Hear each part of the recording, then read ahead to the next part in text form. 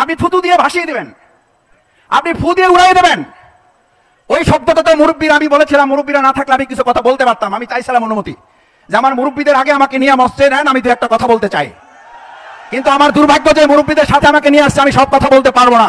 সম্মানিত ভিউয়ার্স, আজকের ভিডিওতে আপনাদেরকে দেখাবো জামাত নেতা ডক্টর শফিকুল ইসলাম মাসুদ। তিনি বলেছেন নতুন ফ্যাসিবাদীদের মোকাবেলা করা হবে।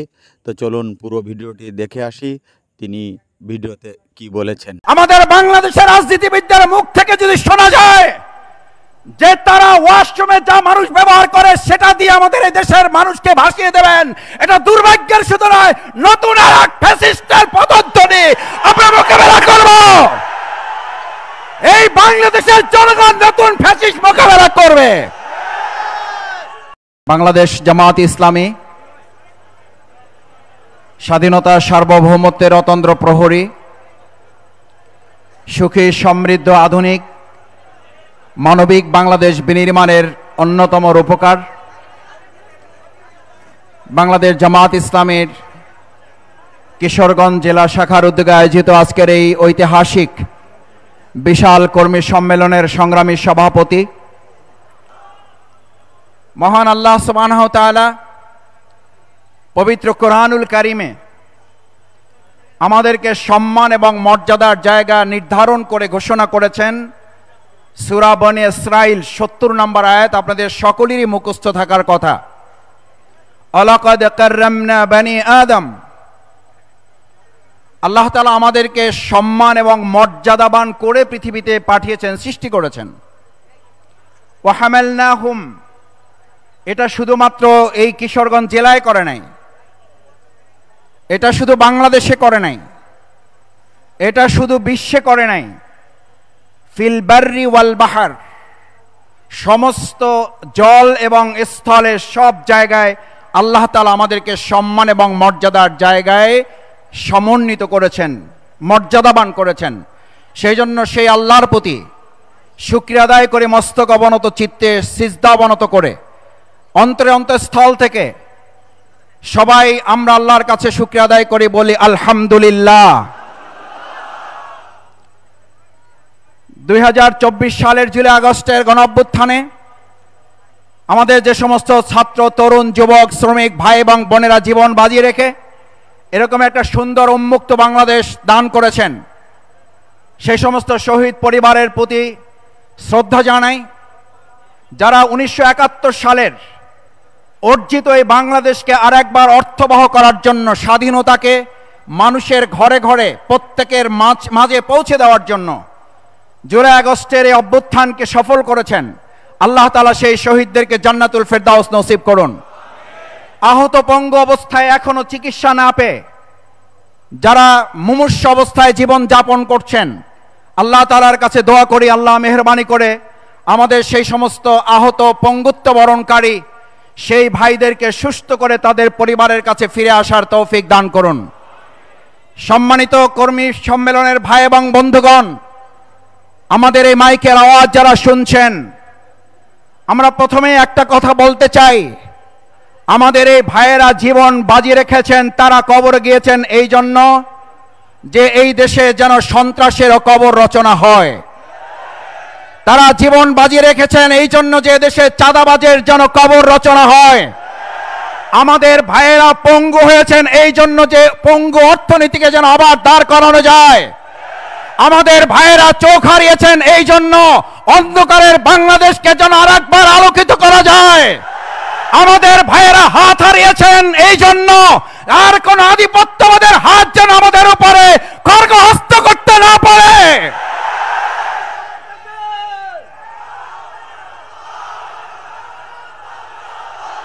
সংগ্রামী ভাই এবং বন্ধুগণ, জীবন বাজি রেখে যাদেরকে কবরস্থ করা হয়েছে তাদের পরিবারের ভাই, বন্ধু, সদস্যবৃন্দ, সম্মানিত পরিবারবর্গ এবং আমরাও তাদের পরিবারের সম্মানিত সদস্য বোধ করি। আজ আপনাদের কাছে জিজ্ঞেস করতে চাই, এত শহীদের রক্তে ভেজা বাংলাদেশ, এত আহত পঙ্গুত্ব বরণকারীর বাংলাদেশ, আর কোন ফ্যাসিস্টকে কি আমরা মাথা উঁচু করে দাঁড় করতে দিতে পারি? এই সম্মানিত আদম সন্তানকে আর কেউ সম্মানিত করতে দিতে পারে? যে আল্লাহ আমাদের সম্মান দিয়েছেন, এই সম্মান মর্যাদা সমুন্নত করতে বাংলাদেশ জামাত ইসলামী যদি আল কোরআনের আলোকে একটা সমাজ বিনির্মাণ করতে চায়, আমরা কি রাজি আছি সবাই?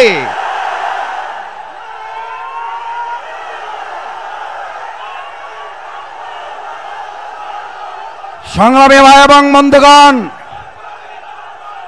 সংগ্রামী ভাই এবং বন্ধুগণ, প্রধান অতিথি, বিশেষ অতিথিবৃন্দ মূল্যবান বক্তব্য রাখবেন। আমি দুটো কথা বলে শেষ করতে চাই। এই সম্মান এবং মর্যাদা যে আল্লাহ আমাদেরকে দিয়েছেন, সেই আল্লাহ সুবহানাহু ওয়া তাআলা আমাদেরকে মর্যাদার জন্য একটা দায়িত্ব আমাদেরকে দিয়েছেন। কি দায়িত্ব দিয়েছেন? ইন্নী জাইলুন ফিল আরদি খলিফা। আমরা আল্লাহর প্রতিনিধিত্বের দায়িত্ব নিয়ে পৃথিবীতে আমাদেরকে প্রেরণ করা হয়েছে। আমি যদি আজ এই কর্মী সম্মেলনের আমাদের ভাইদের কাছে জানতে চাই, what is the definition of খলিফা? খলিফা মিন্স,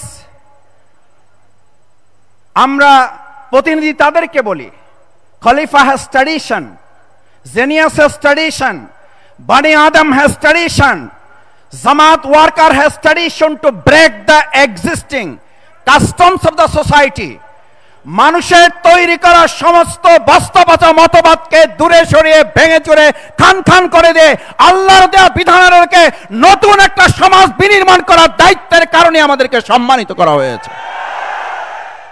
আজ নতুন সংস্কারের জন্য বলা হচ্ছে, আর বাংলাদেশ জামাত ইসলামী এখানে ঘোষণা করতে চায়, সংস্কার আজকের কথা নয়, সংস্কারের দায়িত্ব আল্লাহ আমাদেরকে দিয়েই পৃথিবীতে প্রেরণ করেছেন।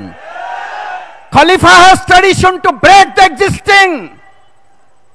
খলিফার কাজই হচ্ছে আপনি যা বস্তাপচা পেয়েছেন, যা মানুষের জন্য কল্যাণ, যা মানুষের অসম্মান, যা মানুষকে লাঞ্ছিত করে, যা মানুষকে স্বৈরাচার ফাসিস্টে পরিণত করে, ভেঙে চুরে খান খান করে দিয়ে ওখানে কাস্টমস অফ দ্য সোসাইটি, ওখানে নতুন একটা সমাজ আমাকে আপনাকে বিনির্মাণ করে দিতে হবে। এটা কি জামাতের দায়িত্ব না আল্লাহ প্রদত্ত দায়িত্ব? এটা কি আমাদের অধ্যাপক মুজিব ভাইয়ের দেওয়া দায়িত্ব নাকি আল্লাহ প্রদত্ত দায়িত্ব? সুতরাং এই দায়িত্ব পালনে আপনি আমাদেরকে শত্রু মনে করেন কেন? এই সংস্কার করাকে আপনি আমাদের শত্রু মনে করেন কেন? এই সংস্কার যদি আপনি না মানেন, এই সংস্কারের দায়িত্ব যদি আপনি অবহেলা করেন, তাহলে প্রকৃত পক্ষে আপনি কোরআনকে অবমাননা করেন। আপনি যদি আমাদেরকে শত্রু মনে করেন, তাহলে আপনি প্রকৃত পক্ষে কোরআনের শত্রু হিসেবে চিহ্নিত হবেন। আমাদেরকে আল্লাহ সম্মানিত মর্যাদাবান করেছেন। বিগত 15 বছর এক মহিলা একক রাজত্ব কায়েম করে কথায় কথায় মানুষকে অপমানিত লাঞ্ছিত করেছে না করে নাই? আমরা তার দেশ ত্যাগ চেয়েছিলাম। কিশোরগঞ্জে কি এক ভাইও এখানে আছেন সাক্ষী, একজন ভাইও কি কোনো মিছিলে আমরা দেশ ত্যাগের স্লোগান দিয়েছিলাম? ভাই দুই একজন দিয়ে থাকলে হাত জাগান যে আমরা দেশ ত্যাগের জন্য স্লোগান দিয়েছিলাম। কিন্তু সে এতটা মানুষকে অমর্যাদা, অসম্মান এবং বঞ্চিত বৈষম্যের মধ্যে ফেলেছে, আমরা বলেছি পদত্যাগ করো, আর আল্লাহ তাআলা তাকে দেশ থেকে বাধ্য করেছেন। শুধু তাকে নয়, তার গোটা দল এবং পরিবার শুদ্ধ দেশ থেকে বহিষ্কার করে লাঞ্ছনার শেষ সীমায় পৌঁছে দিয়েছেন। আমরা একটা কথা পরিষ্কার বলি, আলাকাদ কাররামনা বানি আদম। জামাত ইসলামী এই আদম সন্তানকে সম্মানিত করার জন্য কাজ করছে। আর আমরা আজকে বৈষম্যহীন একটা রাষ্ট্র করার সময়ে লক্ষ্য করছি। অত্যন্ত দুর্ভাগ্যের ব্যাপার, আমাদের এই সময়ে যদি শুনতে হয় ফু দিয়ে উড়াই দেব, শোনা যায় না? যায় না? থুতু মেরে ভেসে ভাসিয়ে দেওয়া হবে। আচ্ছা ভাই, আপনি বলেন, আপনি থুতু দিয়ে ভাসিয়ে দিবেন, আপনি ফু দিয়ে উড়াই দেবেন? ওই শব্দটাতে মুরব্বীরা, আমি বলেছিলাম মুরব্বীরা না থাকলে আমি কিছু কথা বলতে পারতাম। আমি চাইছিলাম অনুমতি যে আমার মুরব্বীদের আগে আমাকে নিয়ে মঞ্চে নেন, আমি দু একটা কথা বলতে চাই।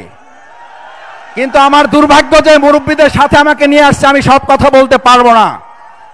আমাদের বাংলাদেশের রাজনীতিবিদদের মুখ থেকে যদি শোনা যায় যে তারা ওয়াশরুমে যা মানুষ ব্যবহার করে সেটা দিয়ে আমাদের এই দেশের মানুষকে ভাসিয়ে দেবেন, এটা দুর্ভাগ্যের শুধু নয়, নতুন আর এক ফ্যাসিস্টের পদধ্বনি আমরা মোকাবেলা করব।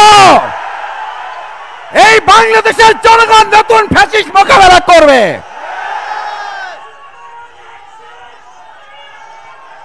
আমার ভাইয়েরা,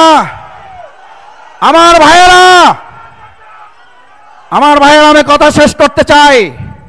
আল্লাহ তাআলা আপনাকে আমাকে সম্মানিত করেছেন, সেই সম্মানিত মর্যাদাবান মানুষকে নিয়ে আপনি থুতু মারবেন, সেই সম্মানিত মর্যাদাবান মানুষকে আপনি ফু দিয়ে উড়িয়ে দেবেন, সেই সম্মানিত মর্যাদাবান মানুষকে আপনি প্রস্রাব করে বঙ্গোপসাগরে ভাসিয়ে দেবেন। এটা বাংলাদেশের রাজনীতি হতে পারে না। এই রাজনীতি ভবিষ্যতে দেশের মানুষ আর চলতে দিবে না। তাদেরকেও ফ্যাসিস্ট হিসেবে চিহ্নিত করে বাংলাদেশের এই কিশোরগঞ্জ যেমন অতীতে মোকাবেলা করেছে, ভবিষ্যতেও মোকাবেলা করা হবে।